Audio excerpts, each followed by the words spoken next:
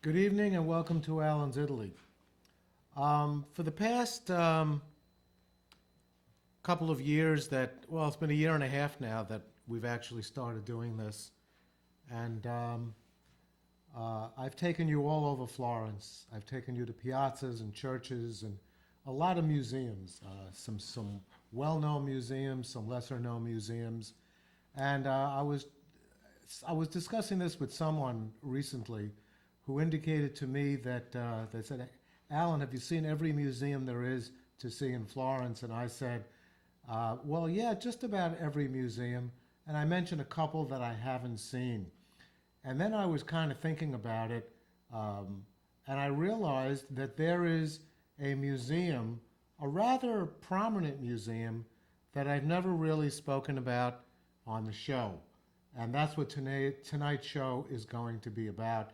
It's going, actually, the intent of the show was originally going to be the Boboli Gardens, which is one of the most famous gardens in the world, certainly in Italy, and the prominent museum, a garden in Florence. And part of the intrigue of the Boboli Gardens is the palace for which it is really the backyard for, and that is the Palazzo Pitti. So tonight's show is going to be a study of the Palazzo Pitti and the Boboli Gardens, and there is the first shot of it, and it's spectacular. This is a view from about halfway up the hill that goes up to the very top of the Boboli Gardens, looking back at the Palazzo Pitti, and this is what we're going to be focusing on tonight. Um, Now, these are the museums that I have mentioned on the show. And, I made a list of them, and that's, quite a few museums. And those are the ones I've actually been to, not the ones that, I haven't been to. And I was going through that list a couple of days ago, and I said, gee, I have not done the Palazzo Pitti. So tonight that's going to be the show. There are some of the ones you may remember, some of them from previous shows. And this is the Palazzo Pitti. And it was intended to be the largest palazzo in Florence in the 15th century.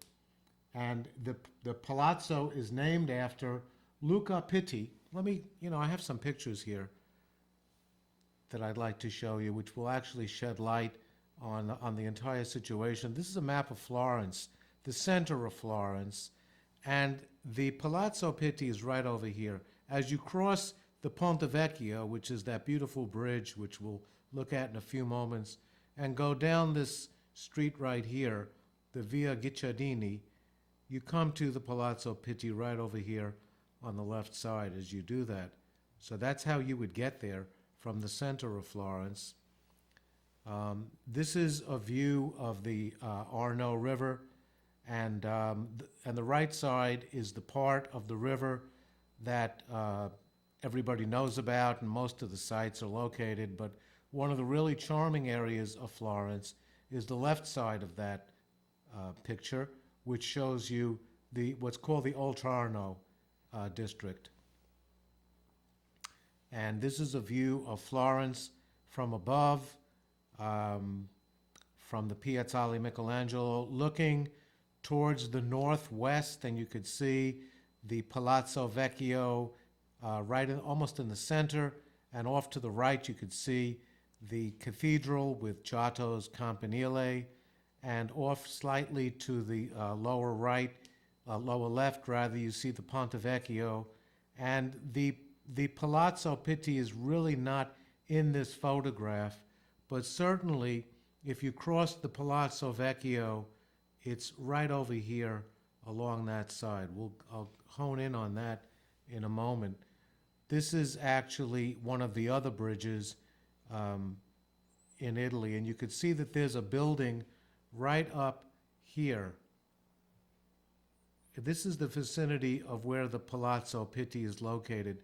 This area right here is the Fortress Belvedere, which is the fort that's right behind it.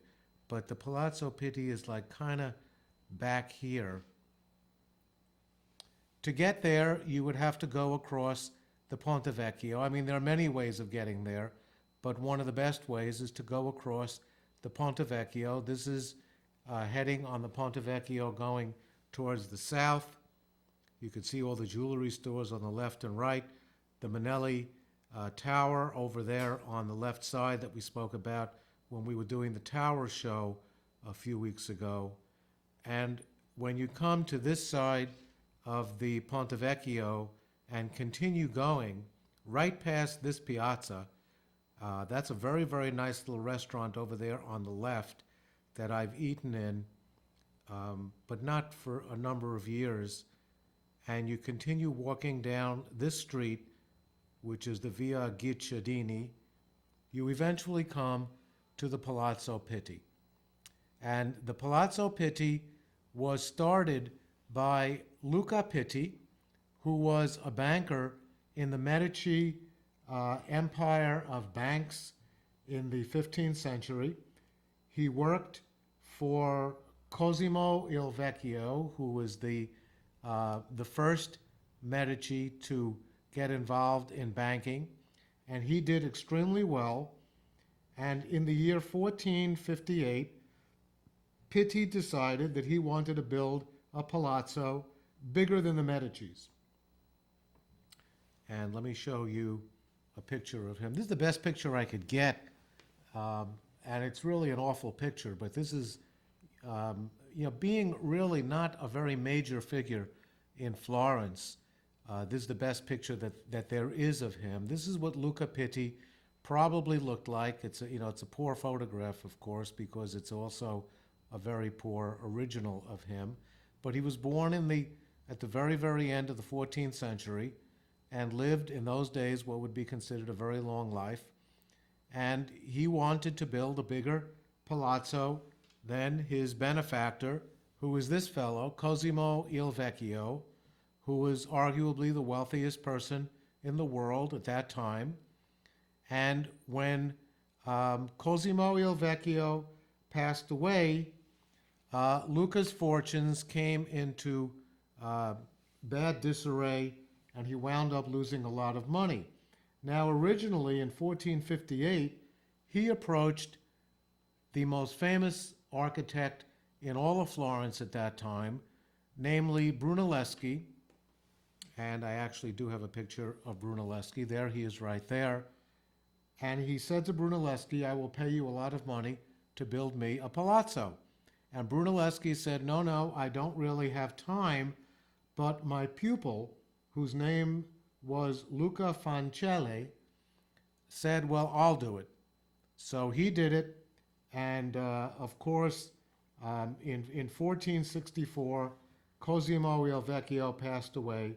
Luca suffered financial loss, and he died then in the year 1472, and then the house was kind of owned by, whatever was left was owned by his descendants, who eventually, in the year 1549, sold the house, well, what was left of it, to the Medici family.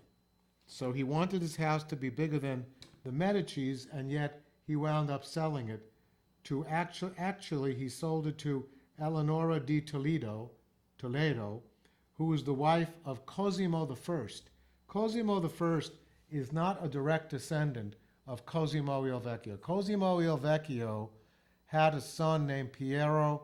Piero had a son who was the most famous of the Medicis, namely Lorenzo il Magnifico, who then had sons who went on to become a pope, namely Giovanni, who became Pope Leo X. But Cosimo I was on a different branch of the family, and he was very wealthy, and he was crowned the Archduke of Tuscany at that time, which is namely the mid-16th century. And he hired the most famous architect and painter, and actually art historian of his day, namely Giorgio Vasari, to enlarge the palazzo and also create what is now known as the Vasari corridor. And we'll talk about that in a moment. This is an overhead shot of what the Palazzo Pitti actually looks like now. And in case you're wondering where it is, here it is right here. So here's the Ponte Vecchio. You come across this is a great, I love these overhead shots because it really gives you a chance to see what Florence looks like from above. You cross the Ponte Vecchio, you go down the Via Guicciardini, and you come to this very huge piazza, and right on the piazza is the Palazzo Pitti. Now, one of the things I tried to do was to get a picture or some sort of a reconstruction of what the Palazzo Pitti looked like when it was first built, because it was smaller. I believe if you could see the pointer that I'm showing now, the original palazzo was maybe this wide, and then it was expanded significantly, and it was also expanded going outward towards the back. So this is now the current Palazzo Pitti, which is really still a very, very large palazzo. And you could see that in the back are these beautiful gardens, which we'll get a much closer look at later. This is the Boboli Gardens. So this is the Palazzo Pitti. These are the Boboli Gardens. This is the Forte di Belvedere, which was a fort that was constructed later. And this whole complex is a really wonderful, wonderful way of spending a day in Florence. And, you know, as I'm going to show you in a few minutes, there's so much to do in this area that you could very easily spend an entire day here. This is what I consider to be a fascinating picture, and it sort of shows you a little of what the original palazzo kind of looked like. This is the original right here in the middle, and there was this wing over here. This is not actually the original palazzo, but very, very close to what the original must have looked like, because now, of course, it has those two wings on the left and the right. But this is what the Palazzo Pitti looked like probably in the 16th century, and this is what the Boboli Gardens kind of looked like at that time. And there's the Fortress Belvedere over there on the upper left-hand side. So this is a really fascinating picture of what that looked like then. This is what it looks like now. You know, when you get into the into the gardens, you come upon this huge map, and the map. We took this picture of the map right off the sign, and you could see what it just looks, what the whole complex looks like. Here's the Palazzo Pitti, and there's the Pitti Palace right there. The Boboli Gardens extends all the way around into this area. Now, I've been all over this. In fact, when I was there in 1992, the first thing my ex-wife and daughter and I did, for some reason, well, I'll tell you what the reason is in a moment. Instead of going straight this way, which is a tremendously steep climb, which we'll see in a few moments, we headed this way, which was more flat, and it was a very hot day, and we walked along this line of trees all the way to the very end here. When I went with Laura in 2012, we actually came out of the back here, and we went straight up to the very top, and then we came down in this direction. So between those two visits to the Palazzo Pitti, I actually got a chance to see most of the Boboli Gardens. I was in the Palazzo Pitti alone, examining the museums in the early 2000s, which I'll talk about a little later. And I've never actually been to the Fortress Belvedere. And this is what the Palazzo now looks like as you approach it. And it has exhibitions, as you could see, the banners listed in the front. But it's a huge palazzo, but I'm told not the largest in Florence, because the largest is actually the Palazzo Medici and Riccardi. I love this picture. I took it off the internet, so we didn't take this picture. But this is a distant picture of the Palazzo Pitti, as taken probably from the other side of the river at a very high up point. And this gives you a view of what the palazzo looked like with the gardens behind it. and all the buildings in front of it. It dominates that part of the Ultra Arno district of Florence. And this is a 19th century view of it.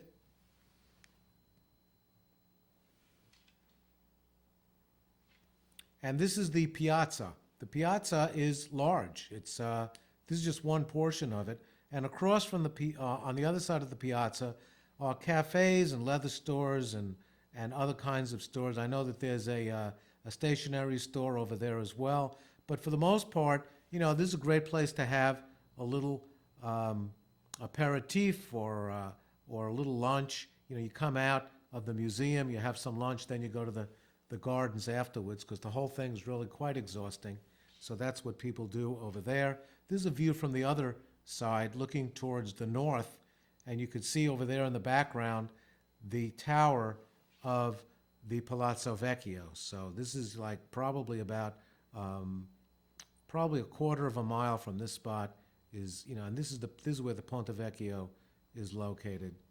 And there's the cafes over there on the left.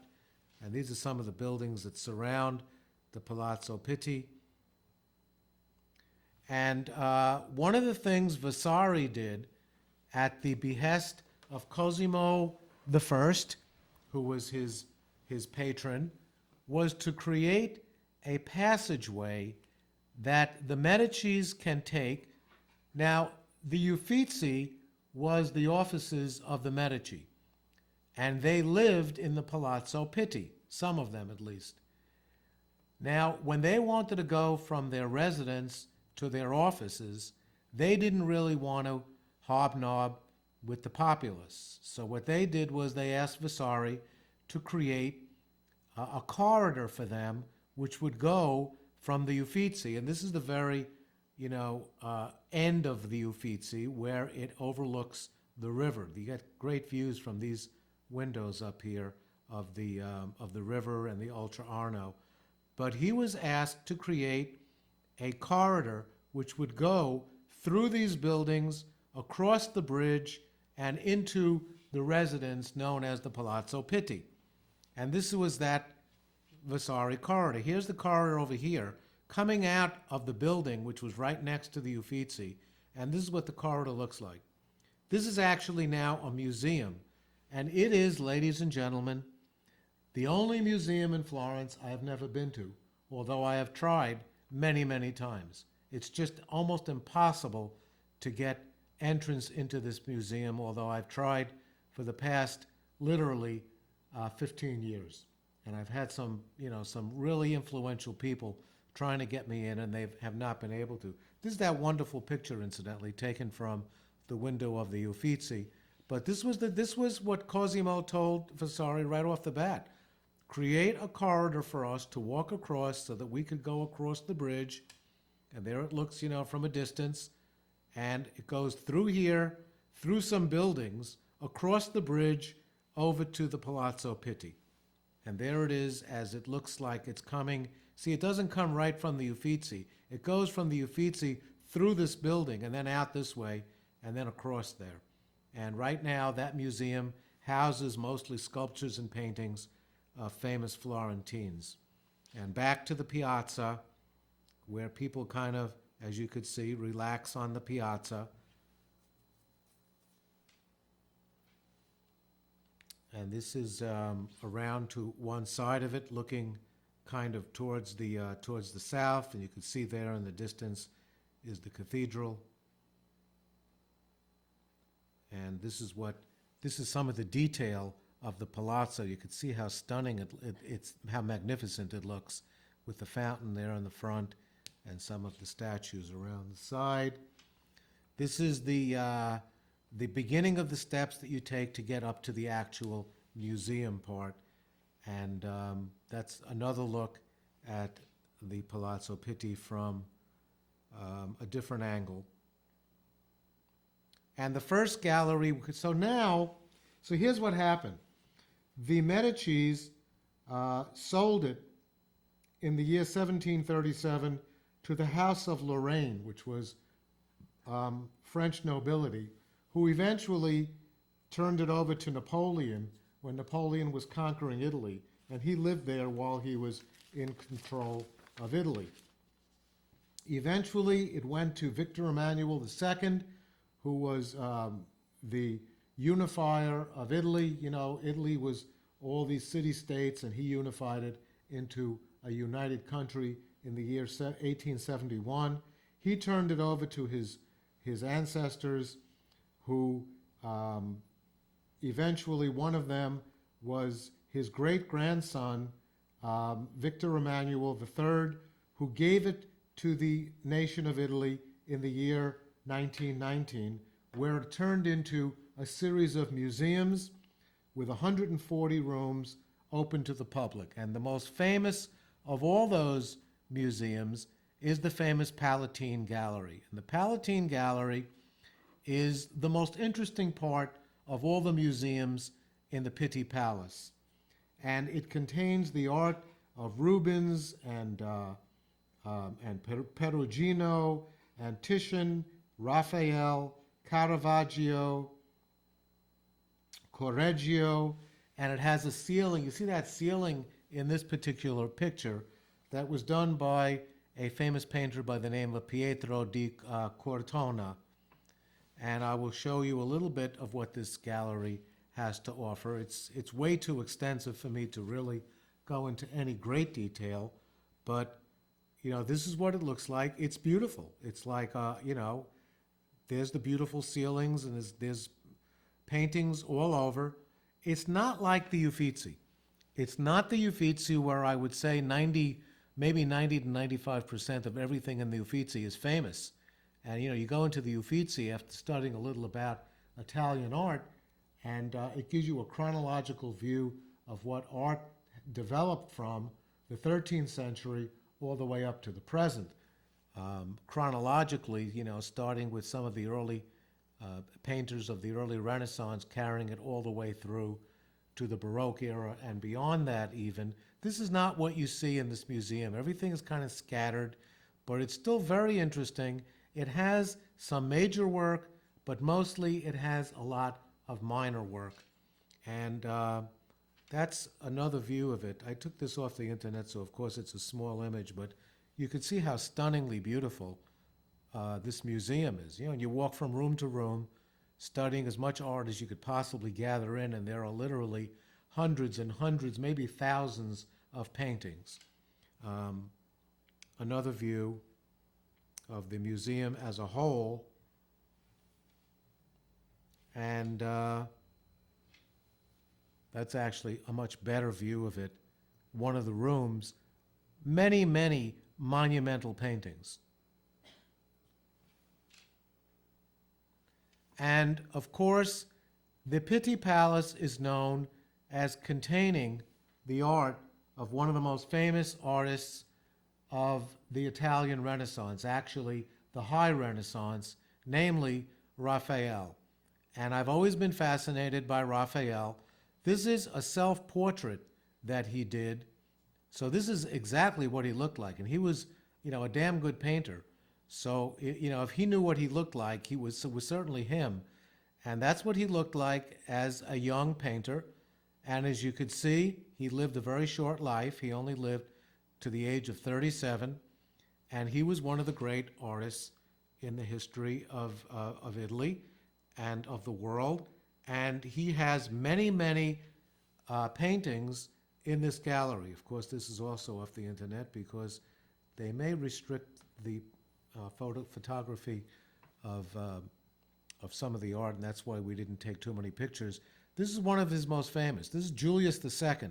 This is the famous Julius II that had such an adversarial relationship with Michelangelo. He wanted him to do the Sistine ceiling, and Michelangelo did not want to. And you know, the famous movie, The Agony and the Ecstasy, in which Julius is played by, I believe, Rex Harrison, and Michelangelo is played by Charlton Heston.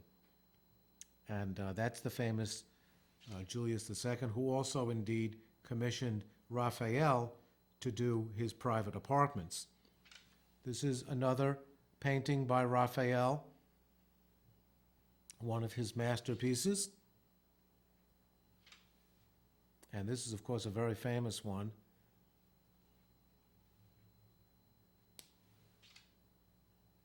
And as you could see, Raphael really knew how to do portraits. Yet another one. I think this is a member of the Medici family, but I'm not totally sure. But you could see that Raphael was indeed very, very talented. This is Perugino, who was an artist during the 15th century. And he has a very famous painting of, I think this is called the Lamentation, the iconography in Italian art. I think this is a lamentation, which is basically, Christ has been taken off the cross. He's, lies down, and then everybody kind of gathers around. Very, very sad, of course. So that's a Perugino. This is, if you don't recognize him, Caravaggio, and it's a self-portrait. Now, when I went on the internet, I found a lot of self-portraits of Caravaggio, and this is the one I decided to create because this showed him in the most animated and, maybe realistic and also a little tongue-in-cheek manner. This is what Caravaggio looked like, and this is one of his famous paintings in the Pitti Palace in the Palatine Gallery. And of course, this is what Caravaggio was known for, kind of dark colors with very, very realistic views of people. This is another one of his, which I think is called The Sleeping Cupid.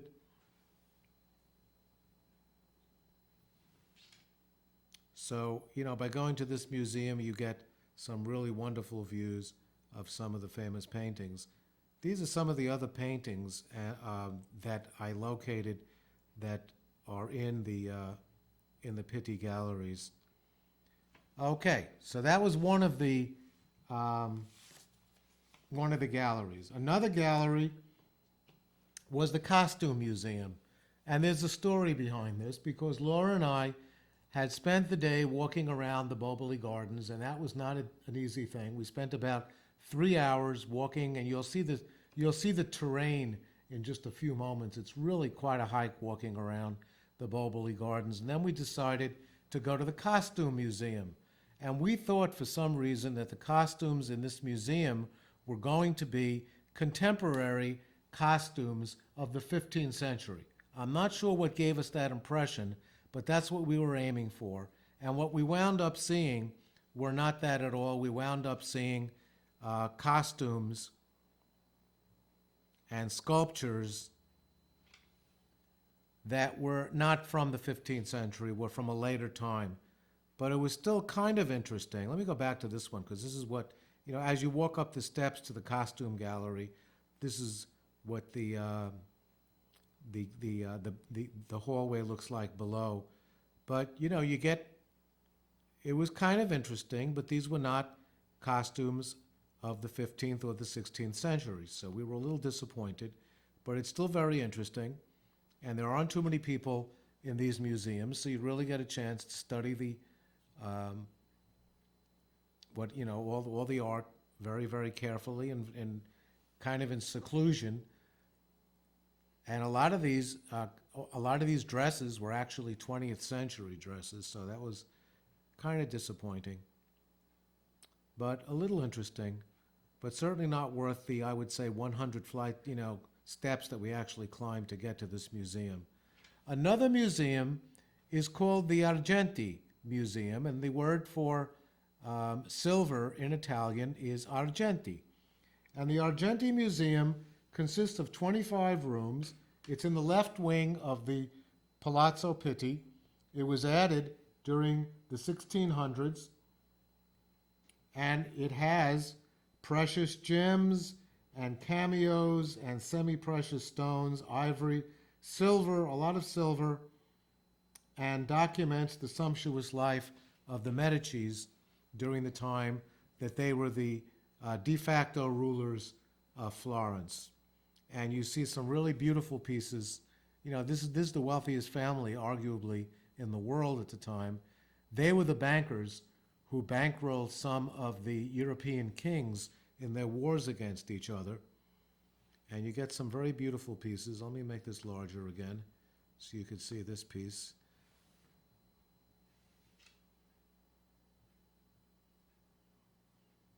This is a very famous piece in the Argenti Museum.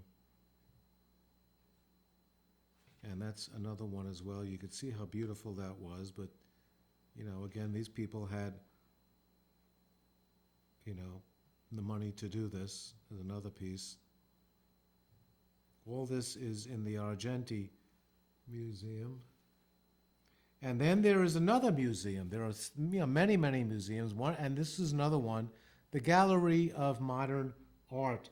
And the Gallery of Modern Art was created in 1924 on the second floor with 30 rooms, and it has art by Canova and Tenerani and Dupré, and it's, you know, it's a pretty museum.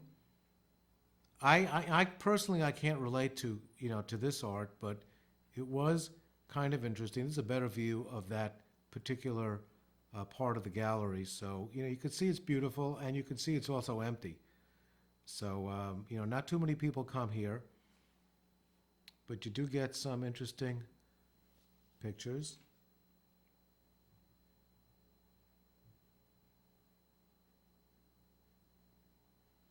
And then, of course, you get a chance to go to yet another museum called the Royal Apartments. And the Royal Apartments are the actual apartments where the Medicis lived, and there's a lot of period pieces. So, you know, you go to a lot of museums around Florence, and they put pieces from around that time, but these are actually from this particular location. It's not just period pieces, it's actual pieces that were in situ. And this is what that looks like. These were some of the private areas of the Medicis.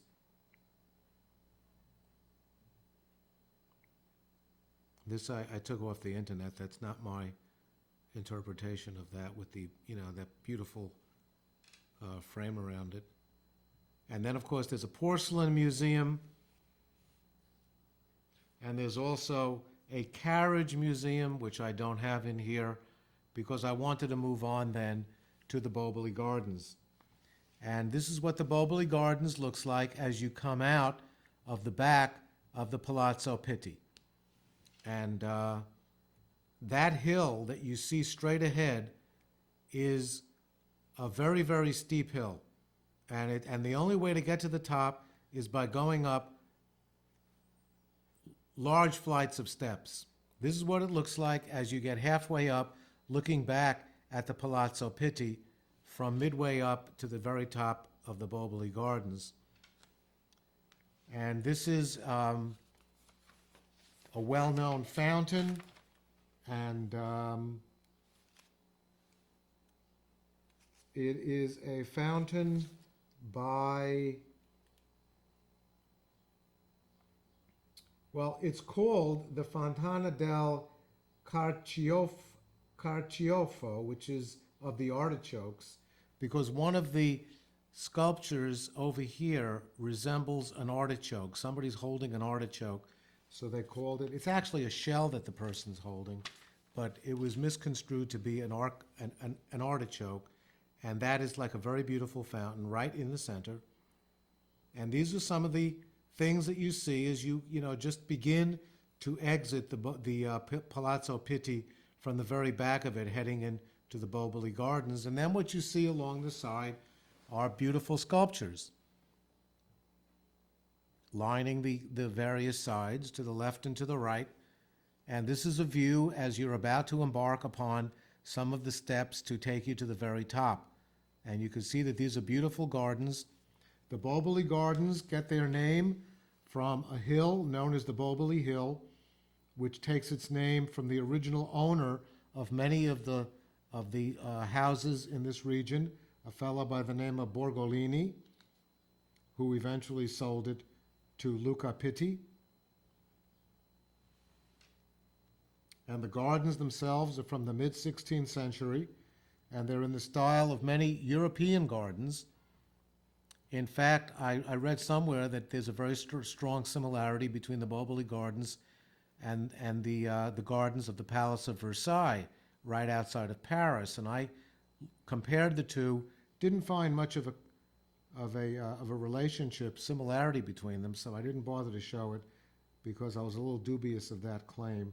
But there's a lot of stone and a lot of statuary and fountains and grottos and nymphs. It was originally laid out for Eleonora Toledo, who of course was the wife of Cosimo I, by a fellow by the name of Niccolo Tricolo, who then passed off the job to Amanati, who then passed off the job to Vasari. And there is no natural water source to water these magnificent lawns, so the water is actually piped in from the Arno, and the gardens themselves were expanded during the 17th century. This is just a bunch of views of what the Boboli Gardens looked like.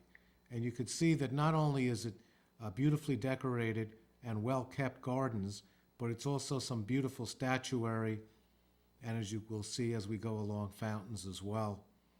There's a close-up of some of the statuary on the periphery as you enter. And now you're beginning to walk up, and those steps don't look very difficult, but for us it was a lot of huffing and puffing going up. Some more views of the statuary along the side. And there's different places you could go. There's steps that take you to all kinds of different areas. Florentines come here to spend a warm afternoon in the summer. It's a beautiful place, and under a nice tree with a lovely picnic lunch, this is really a great place to spend some time. There's one of the statues. We're getting higher up now, almost to the top, and you could see that that's quite a climb. And that's one of the famous fountains as you walk up. And you can see to get to the very top, you have to walk up those steps straight ahead in this particular picture. Some beautiful trees are planted throughout. And we're almost at the top now, I believe. Either at the top or almost at the top. And this is what it looks like as you look backwards at the Palazzo Pitti. And that's another view from a slightly different angle.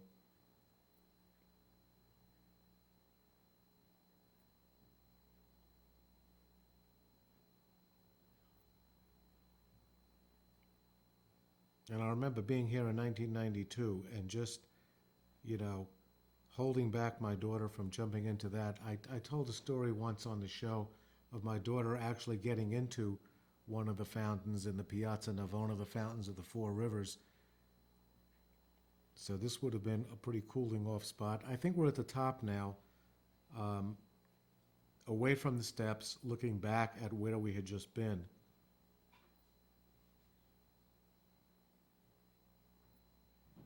And we're just about at the top right now. And of course, the reward of getting to the actual top of this is to look back and see this incredible view of most of the Boboli Gardens, the Palazzo Pitti, and then Florence behind it, and even behind Florence, going to the north, you could see a little view of the town of Fiesole.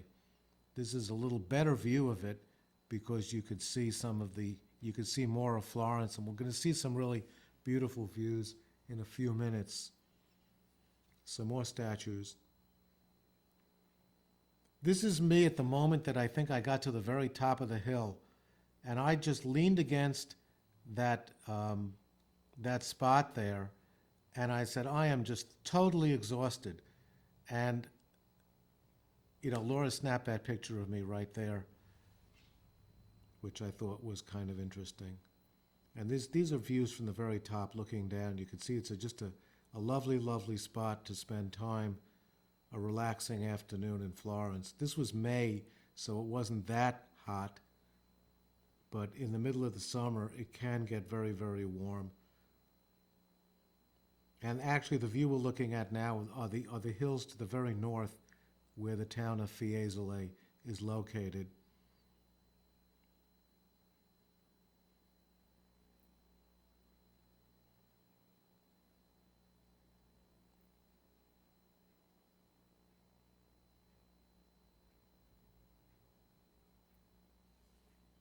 And then we headed in that direction, which was to the east. And we decided that rather than go back the way we came, we would kind of explore a little bit and go towards the east. And there was actually something that I was very interested in seeing, that we were headed in that direction. So we headed towards the east, and the reward there was that we wound up getting this magnificent view of Florence looking west. Originally, I thought this was the view looking towards the south, but it's really more towards the west. South, towards the northwest. Oh no, excuse me. I think I got that wrong. I think this is the dome of the Church of San Lorenzo. So forgive me, that is a mistake. This is a view looking towards the north. And that's the Church of San Lorenzo, the dome, and of course Fiesole in the distance. And this is the spot we were standing at. That's an observation tower over there. And now we're looking a little more to the north, slightly to the east, because you could see the cathedral over there on the right side. And we took a close-up of that observation deck over there, which we were not permitted entrance to. But right next to it, you could get a really magnificent view of Florence. And there's the dome of the cathedral, and there's the Campanile of Giotto over there on the left. And then further over to the left, of course, is the dome of the Church of San Lorenzo. And this is another view of Florence. This is the view of Florence looking more towards the west. This is the one I was confused about. We're looking more towards the northwest now. So right in the middle there is probably the Arno River. But really we're looking towards the west now, because I think that church steeple over there on the left side is the steeple of the very famous church of San Spirito. And as we walked around it, this is another view we got of looking at Florence. There's another view looking towards the west, northwest, and another view. And this is looking, I think, more towards the directly towards the north. Beautiful views from the top. Well worth the trip to the top of the Boboli Gardens. Okay, now we're on our way down, I believe. Yeah, we're on our way down now towards the spot that I'm going to be taking you to next, which is kind of interesting. Past, again, some beautiful views and some beautiful statues.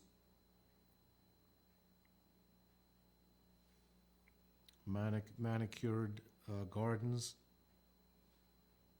We're heading that direction. Along that wall, we come to this spot. This is the spot that I was aiming for. And this is a very famous grotto. And I've done some reading about this grotto. It was created between the years 1583 and 1593 by an artist by the name of Buontalenti. And it's called the Buontalenti Garden. Buontalenti lived between 1531 and 1608.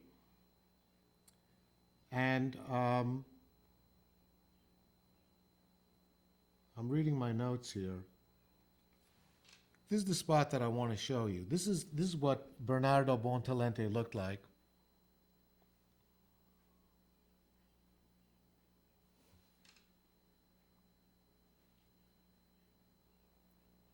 And this grotto was created by him. And as you get very, very close to this really beautiful building, on the extreme, let's see now, as you come into the Palazzo Pitti, as you're coming into it, if you go to the extreme left, then go around, this is where it is. So coming down from the top of the Boboli Gardens, walking towards the right, this is what you see. And originally, there were beautiful Michelangelo sculptures. Now, these are what's called the prisoners. They're called prisoners because Michelangelo did not finish these sculptures. As you could see, this is in an unfinished state, and the figures within these sculptures are kind of prisoners within the rock. And for that reason, these are known as the prisoners, and these adorned the very four corners of that grotto that we just looked at. Eventually, these were put into the Galleria Academia, where Michelangelo's David is located. This is not a Michelangelo sculpture, but there were other sculptures now all over this area, on to the left and to the right. But right in the center is this, and this never ceases to gain the fascination of the visitors to this particular place. This is a statue which was based on a dwarf that Cosimo I had in his court.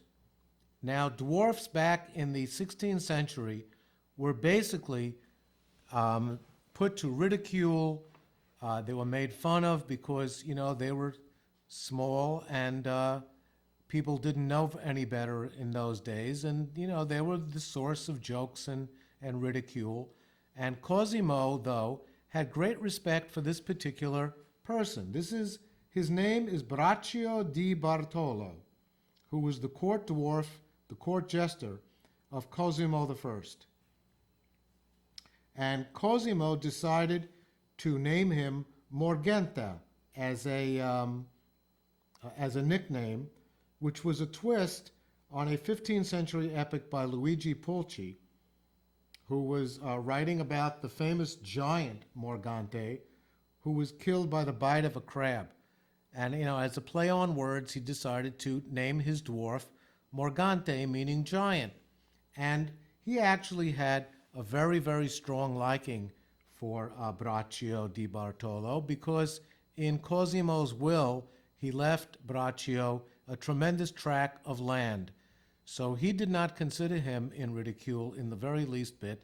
He considered him not only worthy of, bequeathing some of his land and giving him a tremendous amount of respect, but he also decided to place this figure in a very interesting figure. You could see that he's riding on top of a tortoise, and that tortoise is a symbol that Cosimo I used to kind of represent the family emblem. And you could see that his right hand is up and his left hand is kind of on his hip, patterning, and that's what he actually looked like, Braccio di Bartolo, also known as Morgante. There's no dates as to whether, as to what year he was born or died, and this is a painting that was done by the court painter of Cosimo I, Bronzino. And that's what he looks like from the side, patterned after the very famous statue of Marcus Aurelius. That this is actually a copy. The original is in a museum in Rome, but the copy of this statue of Marcus Aurelius that was found in the bottom of the Tiber hundreds of years ago and was originally placed, the original was placed on the Campidoglio in Rome, and now this is a copy. But if you'll look back, do I have a picture of that? No, I got to go back a little bit. Notice this picture of what Morgante looked like, and then look at this picture. And Cosimo I actually did this purposely because he wanted to create a relationship among himself as the ruler of Tuscany, Marcus Aurelius as the emperor of Rome, and Morgante as this mythical giant. And so that was all purposeful and very, very interesting. And this is, if I had a little more time, I would have done one of those things where I put them both side by side. So, this is what he looked like, and this is what Marcus Aurelius looked like. And let's, now continue. We're coming now down to the very bottom of the Boboli Gardens, getting back into the Palazzo Pitti. We then come to the Fort Belvedere, which is the third part of that whole complex of the Boboli Gardens, the Pitti Palace, and the third part that you could look at is the Fort Belvedere. And the Fort Belvedere was created a little later on Do I have any information on that? And I don't really have information on the Forte Belvedere. I thought I did, but apparently I don't. I know that this was created later, and that's a view of it up there. This is the Fortress Belvedere, and this is a better view of it right over there. And we actually walked along the walls. Well, here's some information. It was created by Fernando the First de' Medici between 1549 and 1601, so obviously the fort was created within that period of time in the very late 16th century. And I think that Buontalenti, again, was the architect of that fortress. And these are some views of what the fort looks like. This is off the internet. Another view of the walls off the internet. And as I said, we didn't go to this, so we don't really have some really great photos of this, but it's a very interesting fortress. And by the time you finish walking in the Boboli Gardens, you're completely exhausted. And that's what some of the ramparts and towers look like connected to the fort. This is a picture we took on the way down. Another view of the fortress. And back to the very top of the Boboli Gardens. Actually, I wanted to talk a little bit about my trip to Italy coming up in a couple of weeks. We'll do that next week. So, next week, though, we're going to be talking about the gardens of Italy, and in that regard, I will talk about some of my favorite gardens, mostly the ones located in the north of Italy on Lake Como and Lake Maggiore. And that was tonight's show. Thank you very much for watching. It was a pleasure bringing it to you, and I hope you tune in next week. And for now, buonanotte e buona fortuna.